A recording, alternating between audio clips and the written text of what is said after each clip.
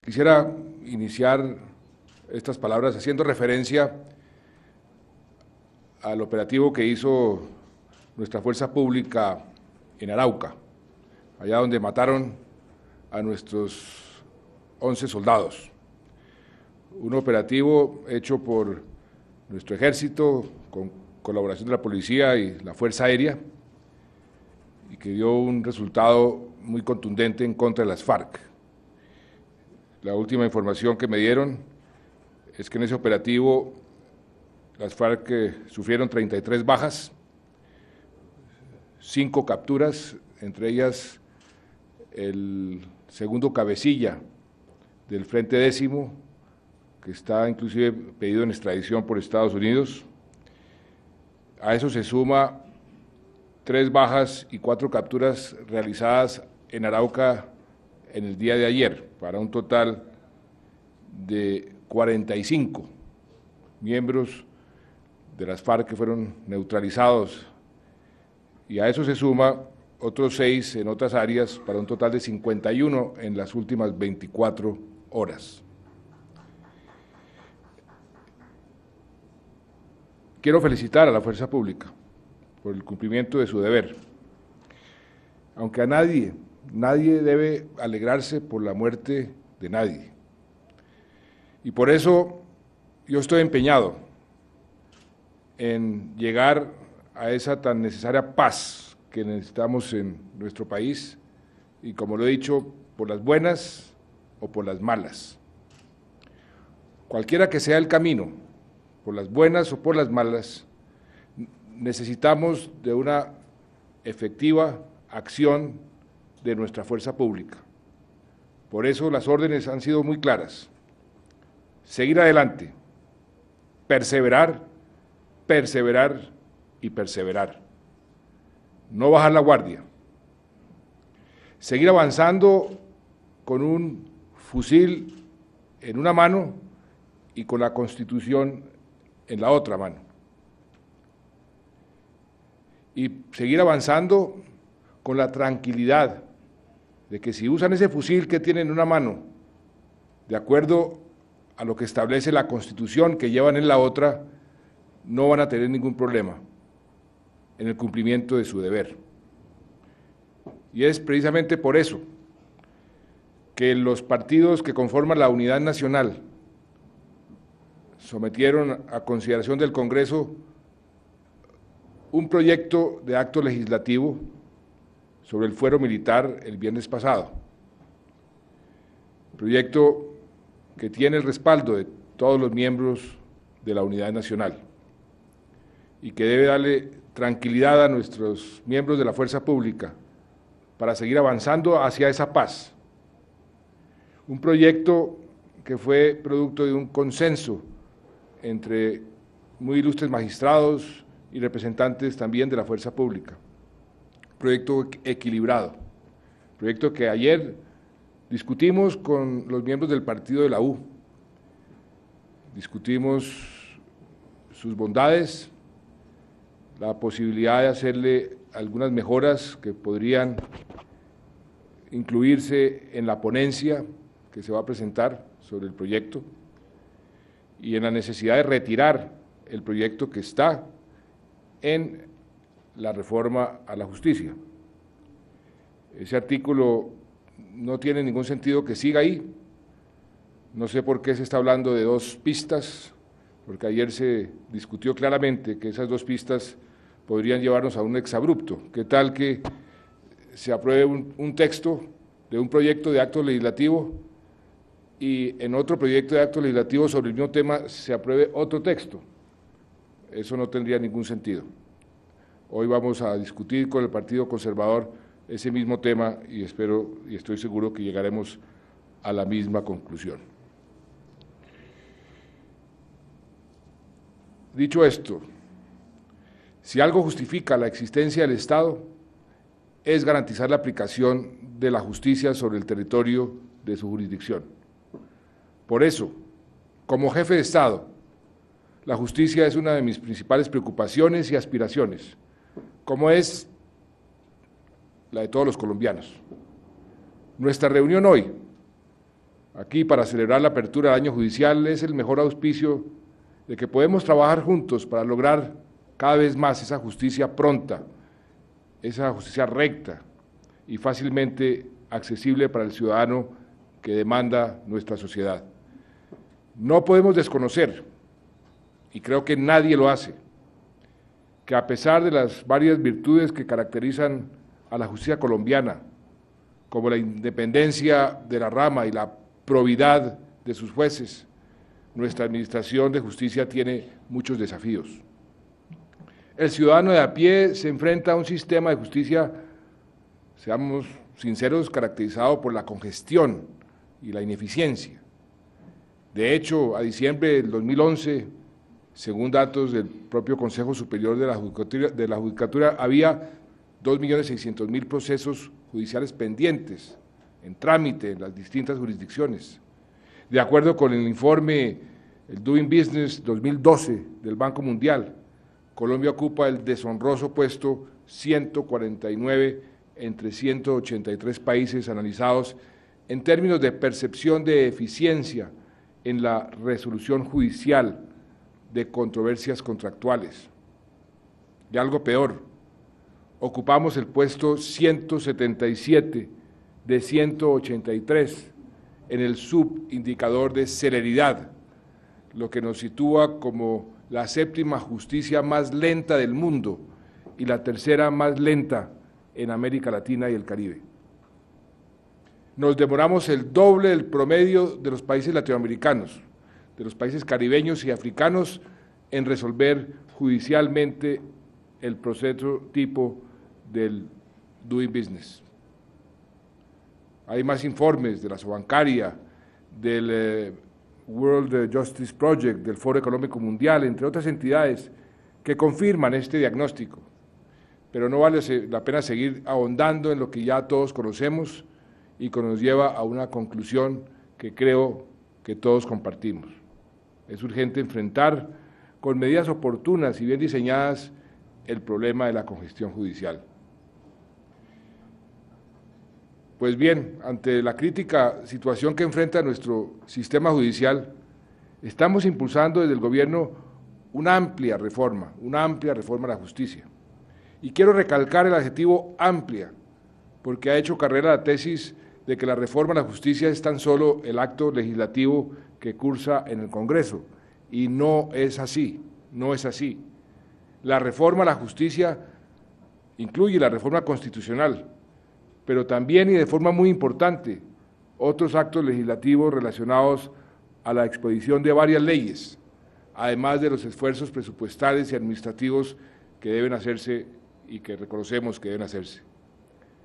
No puede perderse de vista que ya se aprobaron por el Congreso en unas legislaturas calificadas como históricas, muchas de estas iniciativas relacionadas con el sector de la justicia. Es el caso de la reforma constitucional que desmonopolizó el ejercicio de la acción penal, que abrió las puertas a la participación activa de las víctimas, la ley de desmovilizados, la ley de seguridad ciudadana, el estatuto anticorrupción, el código de procedimiento y de lo contencioso administrativo, la eliminación del incentivo económico en las acciones populares y la ley de víctimas y restitución de tierras. Y en el Congreso cursan actualmente otras iniciativas de inmensa importancia y que hacen parte de esta amplia reforma a la justicia, a saber, el Código General del Proceso, el Estatuto de Arbitraje Nacional e Internacional, una nueva ley de jueces de paz, la reforma al arancel judicial, el Estatuto de Registro de Instrumentos Públicos, el Código Penitenciario y Carcelario, y la reforma a Justicia y Paz, que serán aprobadas en este periodo de sesiones que acaba de iniciar.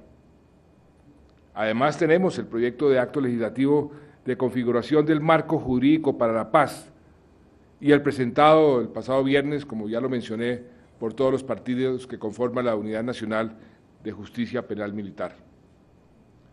Como lo pueden ver, estamos trabajando de manera decisiva en un conjunto un conjunto muy importante de reformas constitucionales y de reformas legales. El primer y quizás más importante aporte a la justicia ordinaria, la que de verdad afecta a los ciudadanos de a pie, se va a dar con el Código General del Proceso.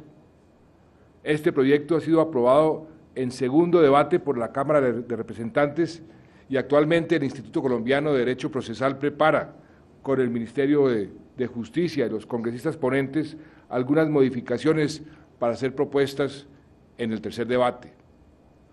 El aporte de este código a la descongestión será fundamental, pues entre otras materias determina que todos los procesos se sujeten al principio de la oralidad, simplifica y unifica los procesos y elimina trámites o etapas innecesarias para lograr procesos de duración razonable, no superior a 1 año en primera instancia o 6 meses en la segunda instancia. Además, se incorporan las tecnologías de la información y las comunicaciones en la gestión de los procesos al permitir la realización de cualquier acto procesal con apoyo en dichas tecnologías. Y algo más, se introduce el proceso monitorio, una linda palabra que debe sonar música celestial a los ciudadanos, que es un proceso especial traído de las legislaciones más modernas de Europa, que permite que un acreedor sin título ejecutivo pueda iniciar un proceso breve y sumario de mínima cuantía para que se reconozca la obligación a su favor. Otra importante apuesta de nuestro gobierno para lograr la descongestión de la jurisdicción civil es el proyecto de estatuto de arbitraje que propende por un sistema de arbitraje estructurado, un sistema mucho más moderno. Este proyecto se basa en el trabajo de una comisión de juristas y de expertos que presidió nuestro admirado profesor Fernando Inestrosa, y estoy seguro de que su aprobación permitirá continuar el legado de este gran colombiano que nunca dejó de trabajar por la justicia y por nuestro país. Con esta ley esperamos incentivar este mecanismo como un medio expedito y accesible para los ciudadanos que opten por esta forma alternativa de solución de controversias. En el ámbito de arbitraje internacional, esperamos que Colombia se convierta en una sede predilecta para las multinacionales y los estados que habitualmente resuelven sus conflictos por este medio. También con el proyecto de ley de jueces de paz, buscamos reforzar esta figura que da potestad a miembros destacados de la comunidad para que decidan en equidad sobre los problemas de carácter transigible que se presentan en el día a día en su entorno. Hoy tenemos jueces de paz en tan solo 67 municipios y con esta reforma los tendremos en los más de 1.100 municipios del país. Esa es otra forma de contribuir a la descongestión judicial. En cuanto al proyecto de ley sobre arancel judicial, estamos haciendo un ajuste para que dicho tributo para fiscal de la justicia civil se cobre al momento de presentar la demanda, tal como ocurre en muchos países del mundo. Y se espera que con esta reforma la rama judicial recaude anualmente una suma adicional equivalente a todo su rubro de inversión, es decir, una suma cercana a los 250.000 millones de pesos al año. Naturalmente estarán exentos del arancel judicial los procesos que demandan justicia gratuita, tales como los procesos penales, los laborales, los procesos de familia y las acciones constitucionales, entre otras. Con el proyecto de nuevo Estatuto de Registro de Instrumentos Públicos, por su parte estamos promoviendo la utilización de medios electrónicos y la simplificación de trámites en esta materia, siempre pensando en hacer más fácil y más amable la vida de los ciudadanos. Además tenemos el nuevo Código de Procedimiento Administrativo y de lo Contencioso Administrativo, que entrará en vigor el próximo 2 de julio y en cuya preparación, en cuya divulgación y en cuya explicación ha sido tan activo el Consejo de Estado, una labor que no solo destacamos, sino que también agradecemos sobremanera. No me extenderé sobre las importantes novedades y avances de este código que la mayoría de ustedes ya conocen, pero sí quiero enfatizar en el cambio de mentalidad que suponen sus normas.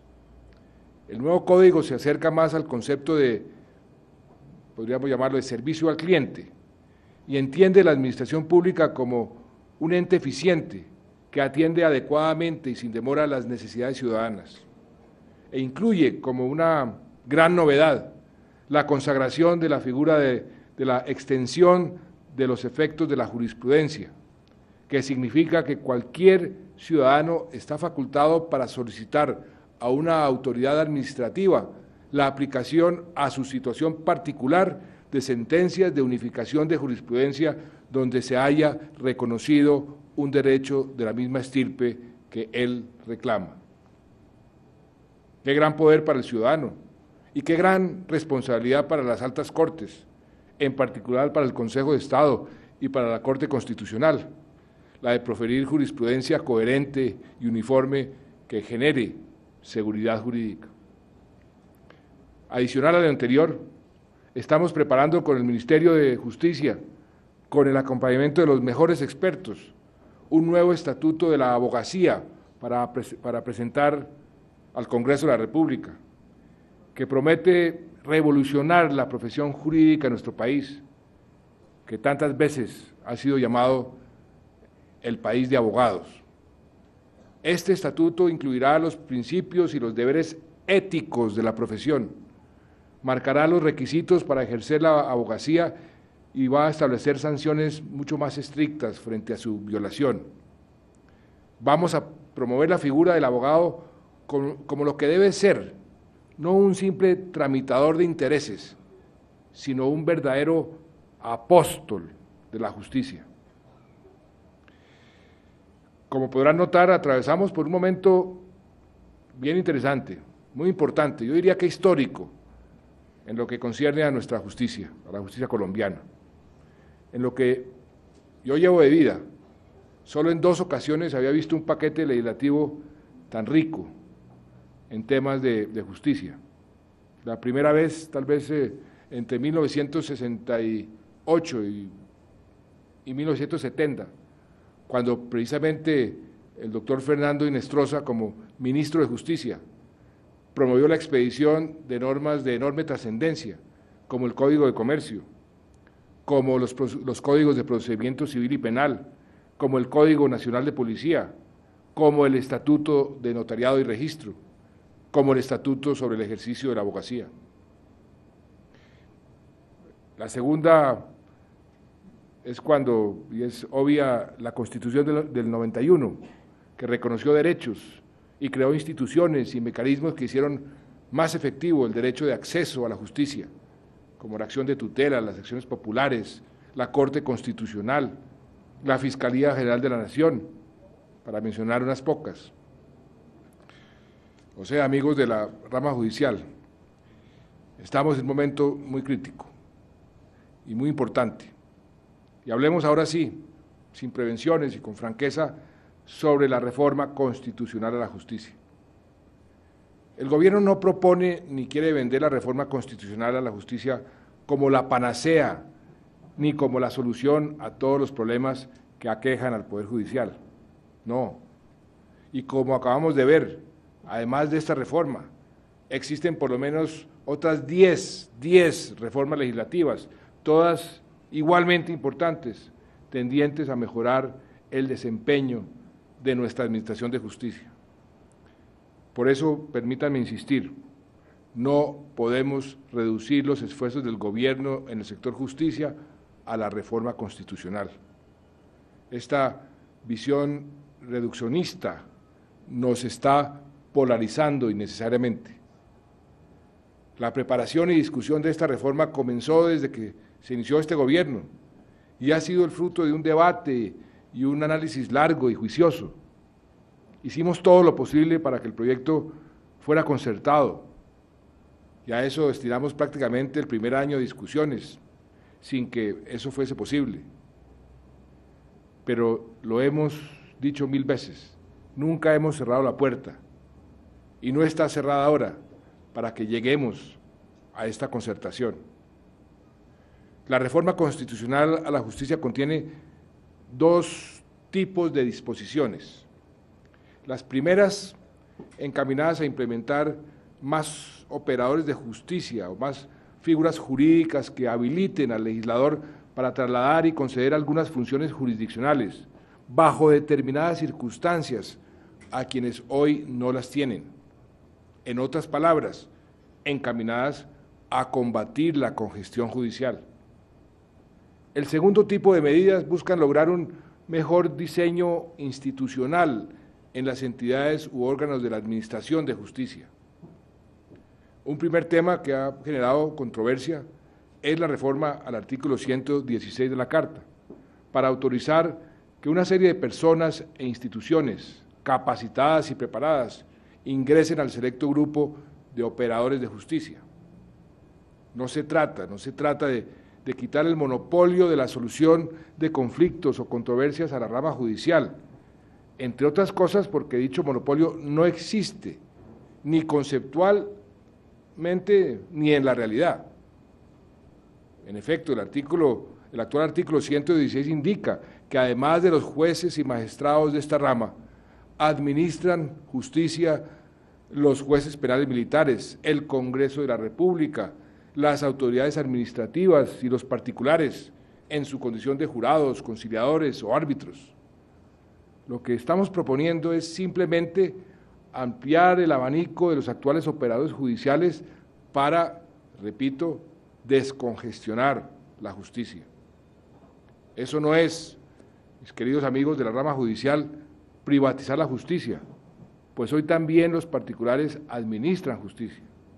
Eso tampoco es, apreciados amigos del sector justicia, romper con la independencia de los poderes públicos, pues hoy las autoridades administrativas, al igual que la rama legislativa, también actúan como jueces.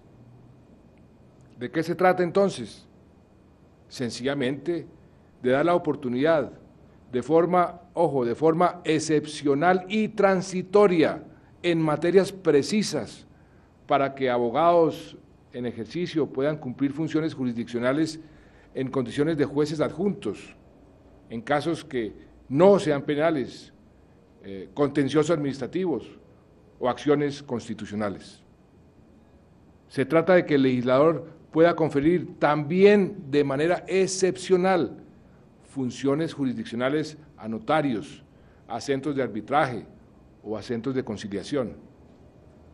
Se trata de que determinados empleados judiciales puedan ejercer función jurisdiccional en materias precisas, salvo proferir decisiones que pongan fin a los procesos. Porque también debemos ser no solamente claros, sino prácticos.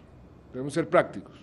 Parte de la congestión se debe a que los jueces muchas veces no pueden estar en sus despachos estudiando los casos y fallándolos por estar practicando diligencias judiciales que bien podrían realizar sus propios empleados. Tenemos 36.000 empleados judiciales, tenemos 900 notarios, tenemos 340 centros de conciliación, tenemos 125 centros de arbitraje, miles de abogados con mucha experiencia, muchos de ellos árbitros, con jueces, ex magistrados, profesores universitarios, que bien podrían prestarle sus servicios al sector justicia para ayudar a descongestionarla. Se trata de combinar todas las estrategias y todas las opciones para superar la histórica y crítica problemática de la calidad de la justicia y la duración de los procesos. La reforma constitucional a la justicia prevé también una modificación muy importante al sistema de investigación y juzgamiento de los aforados. El sistema de investigación y juzgamiento que hoy establece el texto conciliado no corresponde al propuesto por el Gobierno en su proyecto de reforma, sino en buena medida al propuesto por la propia Corte Suprema de Justicia durante el curso de la primera vuelta. Es más, entre el Gobierno y los ponentes se acordó hace 2 semanas en Manizales la necesidad de preservar dicho sistema, pero fortaleciéndolo de forma que concurran en él la mayor parte de los aforados, no solo los que hoy lo están ante la Corte Suprema, sino también la inmensa mayoría de los que hoy están aforados ante el Congreso de la República. Y siendo así las cosas, la Corte Suprema instruirá y juzgará a muchos más aforados, con la clara garantía de la separación entre la instrucción y el juzgamiento, y entre la primera y la segunda instancia, características que cumplen los principios básicos internacionalmente aceptados de todo proceso penal. Se acordó también eliminar la sala administrativa del Consejo Superior de la Judicatura para introducir una nueva concepción de administración y gestión, algo que han venido proponiendo las propias Cortes desde hace mucho tiempo.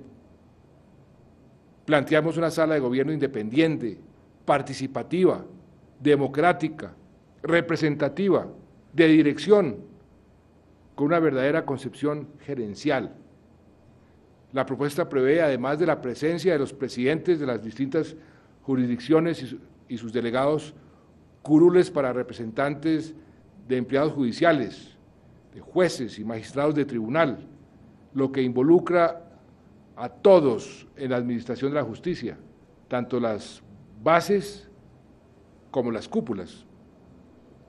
Con esta reforma, las bases de la justicia tendrán no solo poder para proponer, sino también poder para decidir.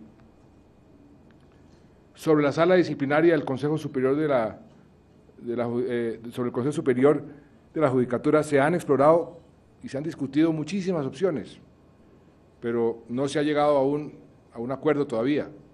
Las discusiones han ido desde el mantenimiento de la institución, tal como viene aprobada, hasta su eliminación, como se pensó en un principio y como lo siguen proponiendo muchas personas y muchas entidades, pasando también en las discusiones por algunas propuestas intermedias.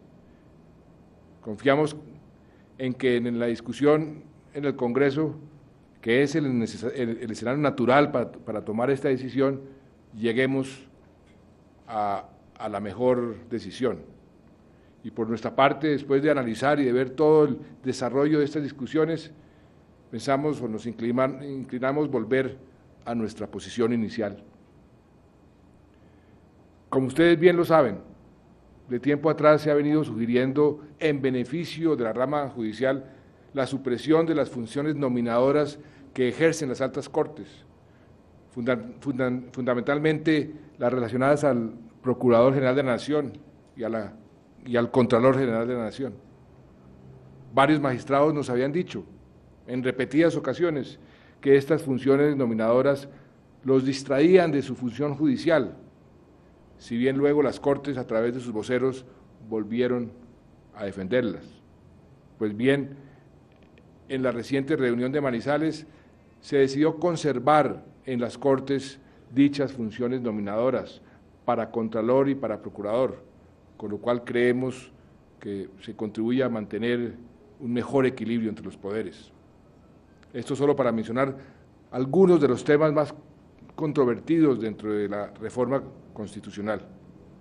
Y como lo dije desde un principio, apreciados amigos de la justicia, y lo reiteré en una reunión que tuvimos en Anapoima, recuerdo bien, el proyecto que se debate en el Congreso, en lo que a nosotros respecta, no está escrito en piedra, ni está escrito con tinta imborrable.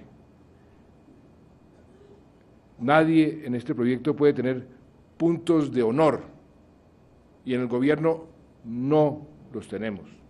Todo es susceptible de ser discutido, de ser modificado o de ser excluido, si se decide que es la mejor alternativa para lograr los propósitos fundamentales, la descongestión judicial y un mejor acceso a la justicia. Vamos por la mitad del camino, restan 4 de 8 debates y todos los artículos son objeto de análisis exhaustivo por todos los interesados en este sector y por los ciudadanos del común. Nuestro ánimo no es nada diferente a acertar, y estoy seguro que podemos acertar, pero lo haríamos mucho mejor, muchísimo mejor, señores magistrados, señores jueces, si contamos con el concurso y la deliberación de la rama judicial, tal como lo hemos promovido desde el comienzo de este proceso. La discusión puede y debe seguir planteándose al interior del Congreso, que es el órgano constitucional encargado de tramitar y aprobar las reformas constitucionales, y por supuesto, de preferencia, de gran preferencia, con la participación de todos ustedes, y a eso los invito. Esta es una reforma, y en esto quiero ser muy claro, que no ha sido hecha en contra de nadie, ni mucho menos para despojar de atribuciones a la rama judicial, ni en defensa de valores e intereses que no sean los supremos de la República y de la justicia. Yo tengo un profundo respeto y una profunda admiración por las Cortes y en la conducta de este gobierno, en sus actos y en todas sus propuestas se ha reflejado y siempre se va a reflejar este sentimiento de profundo respeto y admiración por nuestras Cortes. Y hoy quiero reiterar la invitación al sector de la justicia para que se involucre en la discusión, proponiendo fórmulas, esgrimiendo argumentos y contribuyendo dialécticamente para que la reforma constitucional a la justicia y las otras reformas a las que me he referido salgan adelante de la mejor manera para bien de nuestro país. En el gobierno, y sé que en el Congreso también, queremos recibir sus propuestas alternativas y todavía hay tiempo para que las hagan. Juntos, trabajando armónicamente, podemos lograr esa amplia reforma a la justicia que demanda nuestro país. Juntos podemos garantizar a los ciudadanos una justicia de más fácil acceso, donde los procesos sean fallados pronta y oportunamente y con la mayor probidad. He defendido siempre, lo hice por ejemplo la semana pasada en homenaje al doctor Inestrosa, la majestad de las altas cortes y de la justicia, y no me cansaré de hacerlo, y por eso quisiera verlos construir con nosotros y con el Congreso la justicia que Colombia necesita. Muchas gracias.